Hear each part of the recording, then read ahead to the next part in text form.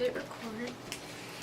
And we're live! I'm Ivana. And I'm Ayla. And we are Girls in Goal, and this is podcast number 8. Week 8. So, I guess we'll start off with Dynamo stuff. Like As usual. So Jeff Cameron's FIFA Street Tournament is on Thursday at 6 o'clock at the Microsoft Store in the Galleria, and if you play FIFA Street and are decent, you should register and go play. Yes, and in case you missed it, we both went to his celebrity pour this past Wednesday. Tuesday. Oh yeah, Wednesday, you're right. Was it Wednesday? I don't remember. Last week sometime. Yeah. And Brian, Bobby, Colin, and Jeff all bartended. I don't know what the past tense of bartend is. They were behind the bar. And they raised, the last count that we heard, it hasn't been officially announced, the last count we heard was around $1,200, and that was about midway through, so I'm sure they raised more. There was a silent auction. There's nothing that good on it, so you didn't miss out on much there. But they were giving away free MLS pub glasses and 2011 team posters, so you did miss out there. So, yeah, it was a good time. Ivana, what were your feelings about that celebrity pour? Jeff was very excited about giving out free Budweiser, which was like the and it wasn't even Budweiser, it was Bud Light. Bud Light, which, yeah. Like, tastes like college. Yeah, and it was in a plastic cup, so it tasted like beer pong even more. But the cups weren't red. I would have been more excited if the cups were red. I would have been like, yeah, let's do this. We almost made a beer pong table out of our long, like, table that we were sitting at. We thought about it. We thought about it, but it didn't happen. But Jeff Cameron, you are a very difficult man to say no to. I know, we wanted to drink Shiner, and he saw us at the bar, and we had just walked up, and we denied him once. Once we were like, no, sorry, we already ordered. And then the second time he was like, do you guys need a beer? Do you guys want a beer? Here, let me get you one. And I was like so excited that we could be like, no, we don't want that. So we drank college beer for charity. Tasted like college. Yeah. So. Also, the Go for Goal 5K registration is still open. Register, it benefits the Dynamo charities, and all of the girls in goal are doing it, so you should come run with us. Yes. And all of like the stadium opener, like events leading up to the stadium opener are coming up, and you can go look at that online. They're actually not posted online, so I was trying to find them the other day. Whoops. So a lot of them are only open to Dynamo season ticket holders. Season ticket holders, you probably got your tickets today, so congratulations to you. Ayla's a little bitter she didn't get hers. No, mine didn't come. So on May 5th is Meet the Team. It's at 9 a.m. May 6th is Go for Gold. That's not really a season ticket holder event, but you should do it anyways. May 10th is for season ticket holders. It's the soft opening of BBVA, and it's the USMNT U17 event. The Dynamo Academy plays the U17s. So that'll be exciting. And then the 12th, of course, is opening day. So that's that. So, I mean, that's really all that I have for Dynamo news. Yeah, that's about it. Besides that, we still don't know what's going on with Brad Davis.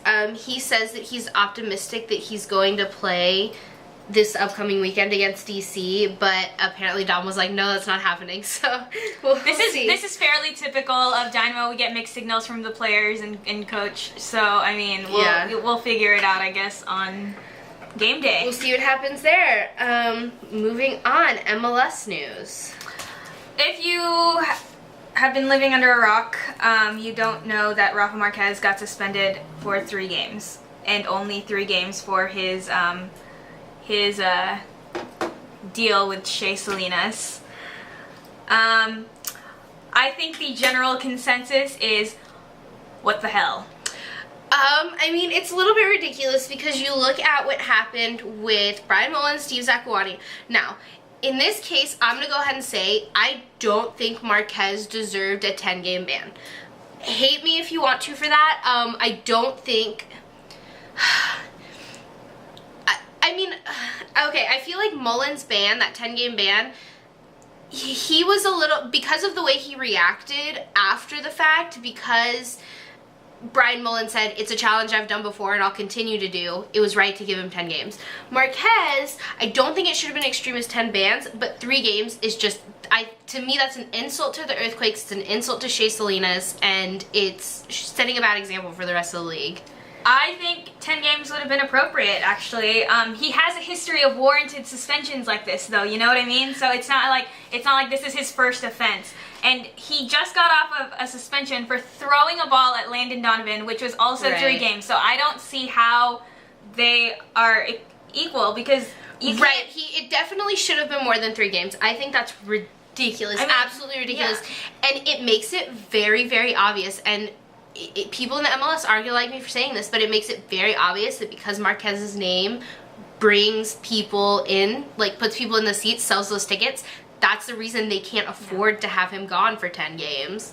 So I saw somebody tweet, I don't remember who it was, but they said 3 games is ridiculous, should have at least been 1 for every place that he broke Shea Salinas' collarbone in, which is 4. So yeah, and it's not that he broke Shea Salinas' collarbone that we're calling for a tougher suspension. It's just, you know, throwing a ball at a player is childish. It's not equivalent to, you know, manhandling another human, like dangerously manhandling another player. Well, and aside off the from ball. that, the action afterwards where he like kicked at Shea Salinas' head, like that's aggressive, that's unnecessary. He was already on the ground. Why? Yeah. So I mean, we're confused as to why this didn't warrant more than 3 games. I'm not really that confused. I know exactly why, but it's unfair and it's ridiculous, and it's a slap in the face to the Earthquakes, who shouldn't be overlooked in any way because they are the #1 seed in the Western Conference. It's not like they're some team that's on kind of like the outside of everybody's minds. Like, no, this was ridiculous, this was bad. He should be punished just like any other player in this league should have been punished. In any case, get well soon, Shea Salinas. Yes. We love you. Okay, so I guess moving on from that. Henry flew to Barcelona this past week. And everybody was like, oh, it's not going to affect his form. It's not going to affect his form. I kind of think it did. Yeah, a little bit. I mean, it's his decision. He's a grown-up. And as I saw somebody else say, you know, we make excuses to get off work and go see games. So he's a player. He just did what we do. But, yeah, so that happened. That was a little bit of midweek drama that happened. Yeah. That Henry just, like, up and flew to Barcelona, private jet, you know. Hey there. A normal Wednesday. No big deal. Yeah, what else in MLS? And the MLS was kind of quiet this week. Really? There were Reds everywhere. Well, no, I mean, about, like, news. Not like just, no, the games were ridiculous. I'm talking news-wise. Yeah. There wasn't a lot of news. Yeah. It was kind of quiet. But the games more than made up for that. Yeah, so I guess we can get to the games now. Yes. Obviously, we'll start with the Dynamo game. We tied with the Crew 2-2. I'm kind of caught between frustration and relief at this game. I'm not. I'm very frustrated. I honestly believe the Dynamo could have won this thing. Right. It got sloppy. They got sloppy. That's what happened. The midfield got sloppy. I don't necessarily think that it was the forwards because they were doing an amazing job. And I'm going to go ahead and say I don't think it was the back line. Despite what everybody is calling an quote-unquote own goal, I watched it back. I DVR'd the game and I watched it back and I watched the different camera angles I could find online. It didn't come off of Andrew Haino. No. It didn't come off of Andrew Haino. It was in no way an own goal. It was just Tally came out to save it and it got past him. Like, that's all that happened. So despite that, I don't think that it was even on the back line. I think that the midfield got sloppy. Yeah, I mean, midfield was kind of a mess without Brad and Colin. There were cheap giveaways, they were impatient, they were impulsive, they weren't communicating with each other. It was just kind of a big mess. Right. I was happy to get Luis Camargo back, but he's obviously still not completely 100%. Right, I don't think he has his legs all the way back. I thought that Sturgis should have played. I agree. At least at some point. Maybe not started, but at least at some point I thought he should have gone in. I also think, honestly, that the subs got put in too late. Right. I think Dom waited way too long to sub people out. Yeah. So, Dom, we needed subs earlier, bro. You know, Javon was better. he didn't do anything like completely detrimental, but he wasn't spectacular. Right. I mean, honestly, it just looks sloppy. You look sloppy, boys. I'm sorry. I love you, mean it, but it looked sloppy, and this was a game that Houston could have won. Houston could have won this, but they got too sloppy. I mean, in my opinion. And speaking of sloppy, though, like, I was singing Jeff Cameron's praises on Twitter, like, live tweeting this game. I was singing Jeff Cameron's praises, and then all of a sudden he has a bad back pass to Tally that Tally can't handle because it was from his own player, and then it was a goal. Yeah. Everybody was sloppy. I think it's more on the midfield than anybody else, but everyone was sloppy. Yeah. It was. I really think it's a lot of due to the lack of communication. Like, you saw, they weren't playing with each other. They were kind of playing like 12 people on the field or 11 people on the field, and there was no cohesiveness. Again, it's what we talk about, that 12 that you have to, the 11 that you have to get out there that are going to work together. And right now that's not something that's happening for the Dynamo, which it's amazing to me that they're pulling out ties, honestly. Without Brad, without Colin. Right. You know. There just needs to be better decision making from everybody. I will say, though, that I'm really enjoying watching Will Bruin and Brian Ching, get more cohesive, and their partnership is growing, and you can tell that they're getting more and more comfortable with each other. I know. I'm so excited about this. Yeah, Will Bruin and Brian Ching, like, I feel like this last game, not Columbus, the game before last, they kind of had a moment like, did we just become best friends? Yep. Like, they did. It was just like, stepbrothers. Yeah. No, I mean, it's wonderful, and I'm so happy about it, and I hope that it keeps continuing because they're so good together now. The only thing that I have to say really about Will, like, is, he needs to stop second-guessing himself. Yeah, there were a couple times that if he had just... just shoot the ball, you're a forward. Just go for it. Just go for it, dude. I mean, there is something to be said for patience, but don't... Just go for it, dude. You had that. Yeah, and he was open a lot, so, I mean... Yeah. About Brian Ching, yes, he's slow, and yes, he's old, but... his work rate is bar none. Yeah. And it's something you can't necessarily teach, and the sad thing about his efforts with that is they won't make the highlights or stat sheets unless they end in a goal. And there were several moments where he got the ball and worked really, really, really hard to keep the ball. Like, he will just work really, really hard, and the thing about Brian is he doesn't give up on us. Yeah, exactly. So yay for Brian. I'm just sad that those never make the highlight reels, because I'm sitting there during games, I'm like, yes, Brian! So, I mean... okay, so a little bit on Columbus. Eddie Gavin was pivotal for the Crew, and also Emilio Renteria. They were, they were attacking and they were annoying, but they were good. Yeah, I mean, Columbus totally capitalized on the chances that the sloppy play of the Dynamo gave them, and despite the fact that it was my team, credit to Columbus for capitalizing on that, because not every team would have, so they were ready, guys. They were ready to play. They created weaknesses and they exploited them.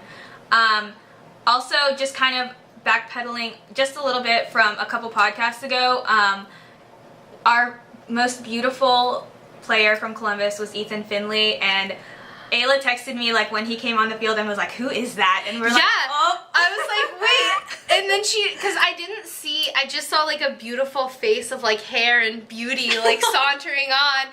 And as soon as she said that, I was like, oh yeah. Because I had looked at pictures and stuff and been like, yeah, you. And then, essentially what that boils down to is that we have really good taste. Really good taste. He's, like I said, he's beautiful. I didn't even see the name on the back of his jersey. I just saw this hair in this face, and he looked like an angel on a Christmas card. Everything else was blurred except for his face. Yeah, just started hearing angels singing. Also, just kind of a random side note, Eddie Robinson is amazing, and I'm excited that he's still with our organization. I love him. He knows everything. He kept saying, I was like, yes, Eddie knows. Eddie knows everything. He offers kind of an insider's perspective, because he knows how Dom is, he knows how the locker room is, he knows how the players are. Right, he knows the majority of those players. So I mean, I really enjoy having him do the local commentary for us, and I'm so stoked on Eddie. No, yeah, I love him. He's wonderful. So yeah, so that's that game. Oh, I don't care for Vukovic, so he can just go away. Yeah, we were texting about that actually during the game, and I was just like, who is this guy? I don't like him. Yeah, he needs to go away. He needs to just stop. And not that he's a bad player, it's just there were questionable things that I was like, really? Why would you do that? Questionable choices. Yeah, so, I mean, whatever. I mean, good on the Columbus Crew for pulling a draw with us. Yeah.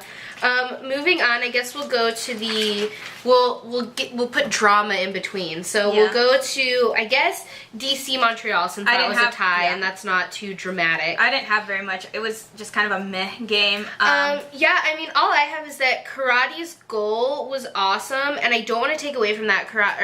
I hope I'm saying that right. I'm sorry if I'm not. The Montreal goal. But I want to point out that Justin Mapp was fabulous in that sequence. Like, if you go back and look at it, he looked amazing, and you could tell he knew what was going to happen. And yeah, I'm all for Justin Mapp. I really like him. I went and looked up, because this game looked so close to me, I couldn't tell who was dominating it. Like, there was no clear, oh, they're the better team or they're the better team. And possession was actually 53-46 in DC's favor. So it's pretty close. Yeah, there was really nobody that had the upper hand, honestly, in this game. Yeah, So, I mean, honestly, I expected more out of DC. I mean, maybe DCU thought this was kind of a throwaway game. And they made up for it when they went on to the Red Bulls. Right, we'll talk about that later. You know, I expected more out of DCU. They need Maicon Santos in that starting 11 always. Yeah. It was good for Montreal to stay in it, though, and score the first goal of the game. Yeah, I mean, so, good job for getting on the board, and, you know.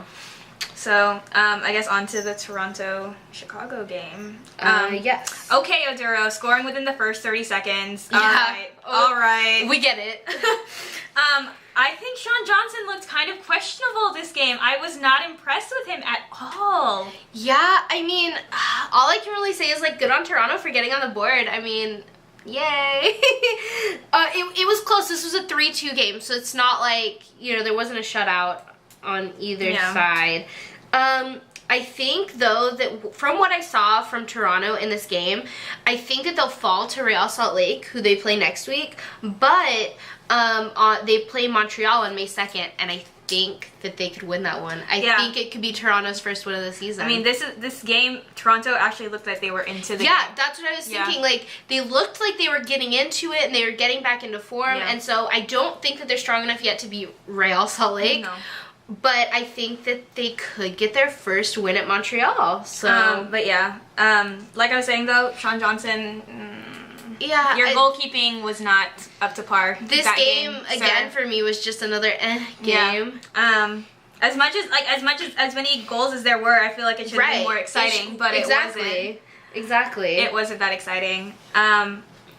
Colorado, LA. Oh, I forgot my save of the week was in the Dango game. We'll talk about that later. Okay, we'll get to that. Okay, anyways. So, speaking of goalkeepers, though, Josh Saunders is the reason that LA picked up 3 points this week. Yeah, Josh Saunders is amazing. You know, penalty, kick, save on Omar Cummings, and those are always amazing. Yeah, I think when you save a penalty kick, it's like, good for you, dude. Honestly. Yeah. Like, whether I like your team or not, good for you. Yeah. The Colorado backline was shoddy and just needs patching. I don't know how to fix that for you guys, but fix it. Yeah. I mean, LA showed up to the party again, so... Colorado didn't even score their only goal. Yeah, no, it was an own goal. So, LA scored 3 times. Yes, speaking of own goals, I guess moving on, Portland beat Sporting Kansas City on a Chance Myers own goal. So, that happened. I mean, anytime there's an own goal and it's not my own team, I just kind of like, ha ha ha ha ha at you. But you really like Chance Myers. But yeah, it makes me sad because I really like Chance Myers. I mean, I guess it's okay because he scored, because he was so good last week with his assist. That doesn't mean any, like, it was still an own goal and still ha ha ha on you, Chance Myers, ha ha on you. Yeah. It was an ugly game, though. There wasn't anything exciting about it. I mean, they're both very physical teams. Yeah. So that happens. Although I do want to make a comment that I saw there was a Timbers player, and I'm not going to name names or like call anybody out or anything like that. A Timbers player tweeted, "We worked hard and finally got the 3 points." Okay, but you didn't score the goal. Yeah, I mean, it kind of takes away from the win. I think, at least to me. To me, especially because it was a 1-0 game. It wasn't like there was another Timbers goal. Not that I want to take away from the Timbers winning, because I do love the Timbers, but I mean, there's no reason to get cocky when you win 1-0 on an own goal. Yeah. There's no reason to get cocky. Like, great on your defense for holding on so tightly for the rest of the game, but there's nothing to really brag about. Right. I mean, so I was a little bit confused when I saw that tweet. I was just like, I would have been a little bit more respectful of a 0-0 tie. Yeah. So, I mean, that way there's like effort on both sides, and so I guess which game do I do next? I mean, I guess we can move on to Philly Chivas. Oh boy. Oh boy. Oh, the exciting one. There were reds everywhere for Philly. Philly gets 2 reds and still beats Chivas. Yeah. What? This game was ugly. This game was chippy. There were 5 cards total in the entire game for both sides. It was ugly. It was a blood match. Like, everybody playing on that field, including Philly's coach, was out for blood. Like, they shark in the water, man. Yeah. Freddie Adu was the difference maker. Heath Pierce should have really wrapped up Michael Farfan before he got the ball to Freddie Adu, but yeah. I mean, although you have to kind of give credit to Freddie Adu, because not every player would think like that realize, oh, I can do this and it'll go in.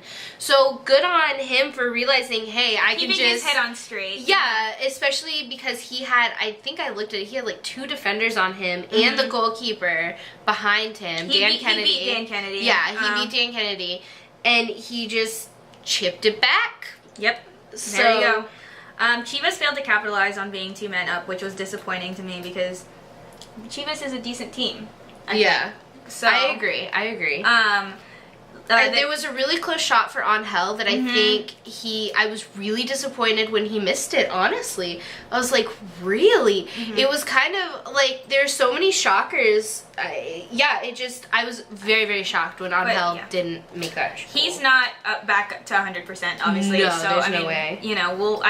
I'm waiting to see him mid-season form. Yeah. Keon Daniels, studs up challenge, straight red. I knew it was going to be a red, like, when I saw it. That was ridiculous. I thought both reds were clear reds, and I hope no one's complaining about them, because I thought they were both clear reds. Gabriel Farfan, studs up, 2-footed challenge, straight red. Like, there was no way around that. The ref had no other choice except to reach into his back pocket. So, let's talk about that fight. Oh, God. After the Gabriel Farfan challenge, there was kind of a melee of...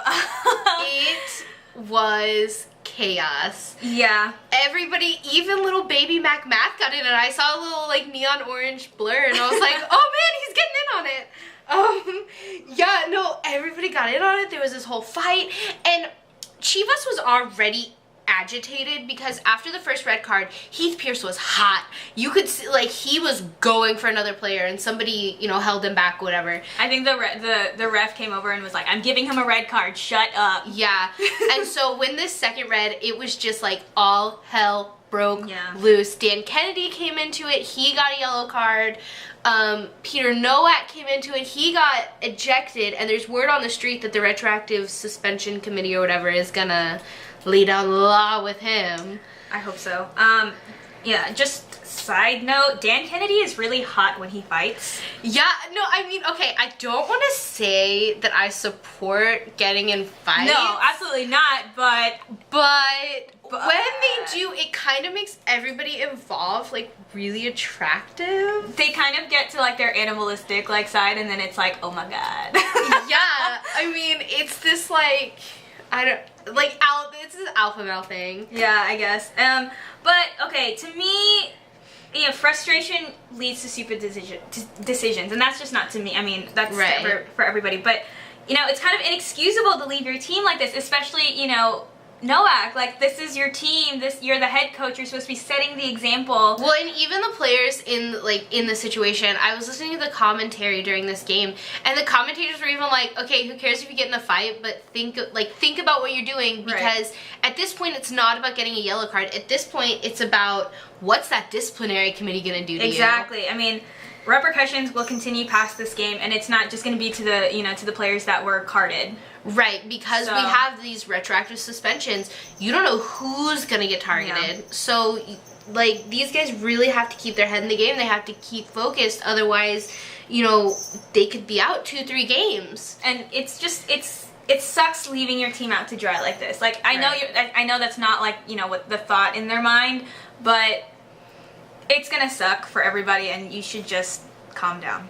Yeah, I mean, this was definitely...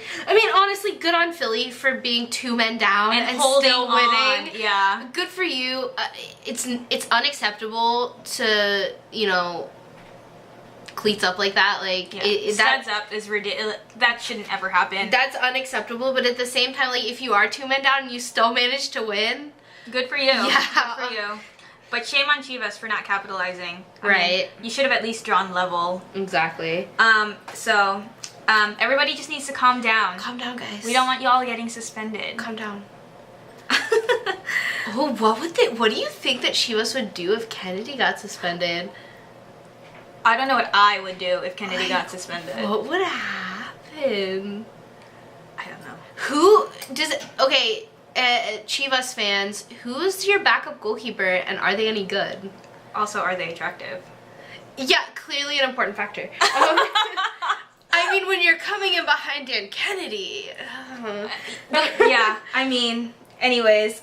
So moving on, I guess we'll go to another less dramatic. Vancouver Sporting Kansas City. FC. Oh. Oh wait, was that supposed to be Dallas. FC Dallas? Yeah. I wrote it down wrong. Yeah, that was an FC Dallas game. Yay for Vancouver. The goal, Camilo had it was a beautiful strike. I'm obsessed with it. Yeah. Shea looked really frustrated. I feel like he's kind of trying too hard, and that he kind of has the national team in the back of his head all the time, and it kind of makes him overexert himself and overplay. And, Yeah, Brek-Shea needs to be careful, because he's the only thing that makes FC Dallas work. I'm sorry, but when you take Brek-Shea out of that, they just kind of, blech. Yeah, they fall apart. FC Dallas really needs to figure out how to play when, God forbid Shea is injured, or one of his off days, like he had against Vancouver. Or, when he's called up, exactly. And things like that. He's the key that you turn and it all, works properly. So, yeah, I worry a little bit about Brek-Shea. I don't even like Brek-Shea, but he is what makes this team work. And, what can you do, though? Yeah. FC Dallas needs to figure out life without Brek-Shea. Right. While they have Brek-Shea, it's great. And if Brek-Shea is on, it's great. But they need to figure out life. Right, and if he gets called up, and he's been eyeing to go to Europe for a while now, so I don't think he's going to be in the MLS much longer, honestly. They need to figure it out. Yeah. So I guess moving on to the San Jose Real Salt Lake game. More Reds! More Reds. Reds everywhere. The Earthquakes are on fire, and I will never bet against you ever again, Wondolowski. Oh God. Way to pull it together though. Even though they were down early-ish, you way to pull it together though. 3 points for you and first place. Yeah, first place in the West. You go. Real Salt Lake also got 2 Reds.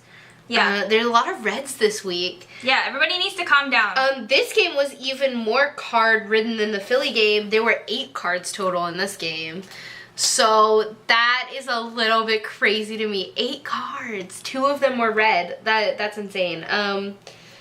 But yeah, I just think the Earthquakes were on fire. Yeah, they capitalized playing 2 men down or 2 men up, and they won. So I think the only thing I can say for Real Salt Lake is, oh my God, look at what you have in Beckerman. Yeah. Like that guy, he scored for them. You could see him on the pitch working and working and working to try and kind of keep Real Salt Lake, keep their heads above the water, and it didn't really work, but at least he was trying. So, and he looked like he was on form when he was trying. He looked really good. Yeah. So good for, I mean, you know, Real Salt Lake kind of has to fill in some holes this week. Yeah. But everybody has to fill in holes this week already. Already, It's guys. April. Why is everybody getting cards and injured and suspensions already? This is ridiculous. Yeah, trauma. Yeah. So DCU New York. Ooh. Well. Chris Pontius. Beautiful man. Goal 1, his first goal was beautiful start to finish. I'm obsessed with that goal. You know, Henri was kind of such a baby on the giveaway though. He fell real fast and I was not a fan. Yeah, I mean, I'm always gonna say that kind of like falling and like crying and crybabying around. I feel like that's something that's picked up by players when they go international. I feel like it's not something that you see from homegrown players or players that primarily play within the MLS. Or even, it's not bad in South America either, honestly, if you look at, you know, players who play, you know, down there. But when you look at everybody in Europe, it's bad. It's bad. Like, do they send them to a school? How much do those acting lessons cost, honestly? Yeah, well, Henri did not graduate from that school because it was awful. But the first goal was beautiful. Yeah. I mean, you know, Chris Pontius worked really hard to get that goal and worked really hard to get this hat trick. So, you know, well-deserved hat trick. Obviously, man of the match for me. Yeah. And for everybody. Yeah, of course. Goal 2, you know, capitalized on a defending error. And then the hat trick, you know, he beat all of the defenders. Yeah. All of the defenders, like nobody's business. And then Nick De Leon. I'm a huge fan of Nick De Leon. I'm not a huge fan of his cornrows. Boom roasted, boom roasted. Yeah, no, I'm actually on the hair comment. I'm gonna go ahead and agree. He kind of like wriggled his way onto the MLS worst hair list. But, I mean, it's a distinguished list. Breck Shea's not even on the list, though, because he has his own list, because it's that bad. But, no, I'm a big fan of De Leon, and I'm gonna say I like him so much, I'll go ahead and, like, look. I'll close my eyes, and I'll listen to the commentary. That's what'll happen, it'll be fine. Which is crazy because I was not a De Leon fan with the draft. Yeah. And now that I see him on the pitch, I'm like, oh. That's why he's Jen Adidas. Yeah. Yeah, I'm a huge fan of Nick De Leon. You know, he's proven himself to be Rookie of the Year material. Yeah, I mean, DC just completely outplayed New York on this. Absolutely. DC had 20 shots on goal. The Red Bulls had 11. So, I mean, the Henri Cooper tandem could not break the DC defense. I think DC kind of bunkered down and they were like, no. Well, and now the argument can be made, like, with Henri leaving and stuff. Right. And also, you know, they were obviously without Rafa Marquez. Right, yeah. So, I mean, I think we've said in a previous podcast that Marquez is kind of, you know, the point man for New York. And I think we were... Well, because before Marquez came back from his suspension that was left over from last season, or from playoffs or whatever happened there, New York wasn't doing too well. And then Marquez came back and, like, boom, it clicked. But then also they started Kenny Cooper that same game. That's true. So was it Marquez or was it Kenny? But with this game as the sole evidence that we had post-Marquez, like, suspension... I think it was Marquez. I think the argument could be made that Marquez was kind of he kind of drives the creativity in that midfield, and you know, Cooper. I mean, I love Kenny Cooper. I think he's great, but you can't have two really great forwards without a midfield that gets the ball to your forwards. Yeah. I mean, oh God, DC scares me for next week. I'm frightened. Especially if we're going to be without Brad. Yeah. It's still without Colin as well. Obviously. But without I'm Brad, so scared. without Brad to counter De Rosario, I'm really nervous about that. I'm so scared. I'm so scared next week. The New York defense was just a mess, though. There was just no, yeah. There's no other way to say it besides that DC literally outplayed them in every way, shape, or form that they could have. Yeah. So, save of the week, mine was for Tally Hall and Andre Haino. So last week I picked Heath Pierce as my save of the week, and I don't think it'd be fair for me to pick another defender again. Another defender, or like it was the same situation. Yeah. And so I can't, and it's my own team, so I can't ignore the effort from both Tally and Andre. Yeah, no, Andrew. He goes by Andre now. I'm really used to calling him Andrew. I'm trying to break myself of the habit because last season he was Andrew, or no, last season he switched to Andre from Andrew. Yeah. So I'm used to Andrew, but I swear I'm gonna break that habit. Andre is one of my runners up. Yeah. Runners up. Yes. That's how I wrote it, but I didn't know if that was correct. That's correct. Okay, he was one of my runners up because I just you defend that line. Like, yes. Yeah, I was very excited about that. But my save of the week was actually Troy Perkins in the Portland game. It was in the 8th minute, actually. It was really early on. It was a save on Kamara.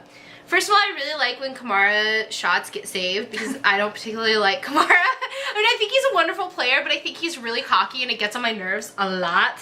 So I really like when anybody ever takes Kamara down a peg.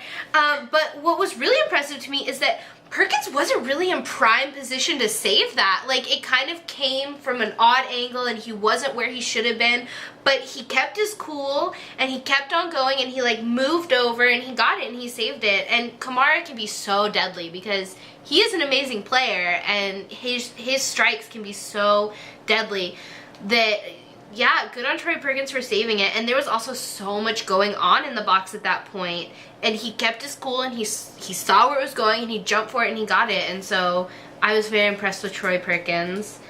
I had one other runner-up and it was Math in the 88th minute versus Eddie Gavin.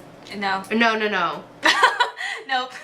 Gavin something. Chivas Gavin, not Chivas Gavin. Yeah. Chivas Gavin. My runner-up was Saunders. Penalty kick. Yeah, penalty. That's a save. That's an actual save of the week on the MLS save. And I think Tally's is as well. Tally's is as well. I voted for Tally, so you should also vote for Tally. Yeah. Yeah. I voted for Tally as well, so everybody go vote for Tally. I did notice that in the comment section there were some people kind of talking crap about Tally. I didn't take it very well. There's always people talking about the Dynamo. I don't give a crap anymore. Whatever.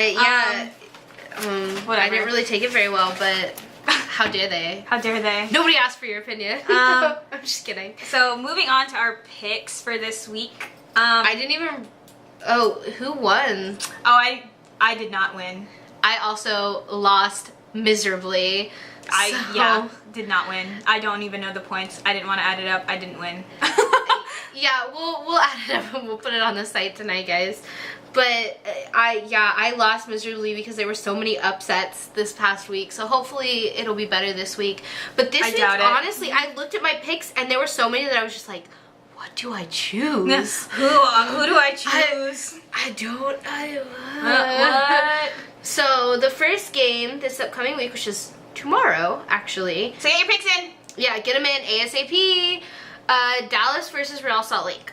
I picked Real Salt Lake. I picked Dallas. I picked Real Salt Lake first, and then I changed my mind, and I picked Dallas instead. I think Real Salt Lake is going to be reeling, honestly. They're away again, though. They are away again, but and they are going to be, patchy. Yeah. But I don't know. I mean, Breckshay is just such a wild card that I can't put my faith in FC Dallas. But this one's going to be a 50-50 game, I think. So. Yeah, I went with Dallas.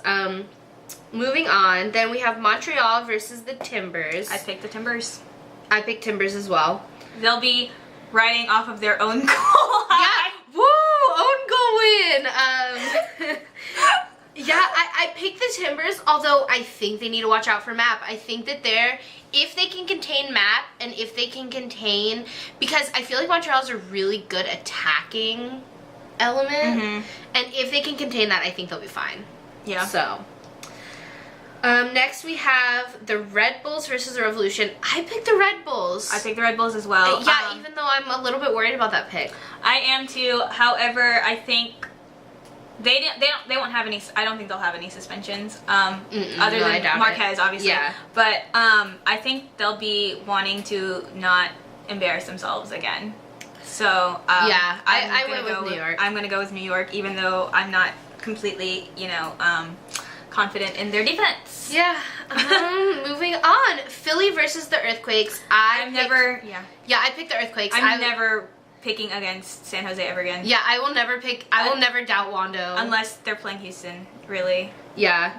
Yeah. So San Jose. And then we have Columbus, Vancouver. Yes. I picked Vancouver. I picked Vancouver as well. I mean, they're away, but I think Latu is just, and Camilo are just too good, and Columbus doesn't. I mean, yes, they were level with us this week, but how can they sustain that? Is the question. I'm not confident enough in them to pick them again. I think that the Whitecaps are just a really strong team, despite what their record says. I think they have a lot of communication and they play well together. So, I've not picked the DC Houston game. Yeah, I stared at it for a really long time. I'm still staring at it. And then my loyalty came back to me, even though you guys lost me. Okay, I don't even have my season tickets. I'm very upset. I'm very upset right now. I don't even have season tickets. I'm pretty confident the Dynamo lost me, but whatever. I will still have faith in them, and I picked the Dynamo. I just picked Houston. Yeah. I just picked Houston. I mean, I'm nervous about this. I'm very scared. I'm very scared. Like I was saying earlier, I am shaking in my boots. Like, I'll probably just watch I'll probably have a blanket over my head, and it'll be like horror movie style, where you're just like kind of looking between your eye. I'm the weird human being that like I cover my ears when I don't like something, because I learned really early on that what was scary in movies and whatever is the noise. Yeah. So even now, like during games and stuff, I'm standing there like with my hands over my fingers over my ears, and it's just like I look really stupid. Yeah, I'm gonna definitely be peeking out from in between my fingers, like frightened for what I'm seeing. But I went with the Dynamo. I just went with the Dynamo. I mean, yeah. Yeah, moving on before we get too emotional over here. Fire versus Sounders. I picked the Fire, and this one I was really worried about, but I think Dominic Oduro, like, he wants it. He's hungry, so. I picked Seattle. Yeah, I think Seattle's too good. Yeah, I mean, every time I see them play, I'm just like, okay. And they're away. It's not like they're at home. This is true, but I don't know. I still picked Seattle. I picked a lot of away teams this week. It's going to come back and bite me in the ass. But we'll see. Real Salt Lake, Toronto. We went with Real Salt Lake, I believe, both of us. Yes, I did. But I think next week, Toronto, it might be your game. Yeah, I don't know. I might pick you next week, depending on how I feel. Rapids, Chivas. I went with Chivas Yeah, I think they're going to be hungry for a win. I think they're really upset about what happened, and I think they're going to want a win. Yeah, I picked Chivas as well. Galaxy, Dallas. I picked LA. I picked LA. They're at home. Yeah. I think they're kind of on this like streak, and they're on a roll, and FC Dallas is just kind of yeah. So that's, I guess, it for us this week. Yes, I think that's everything. So get your picks in ASAP. There's a game tomorrow. If anything, get your pick in for tomorrow's game. Yeah, and then worry about the rest later. Yeah. So with that, I'm Ivana. And I'm Ayla. And we're Girls in Goal, and we'll talk to you guys soon. Bye. Bye.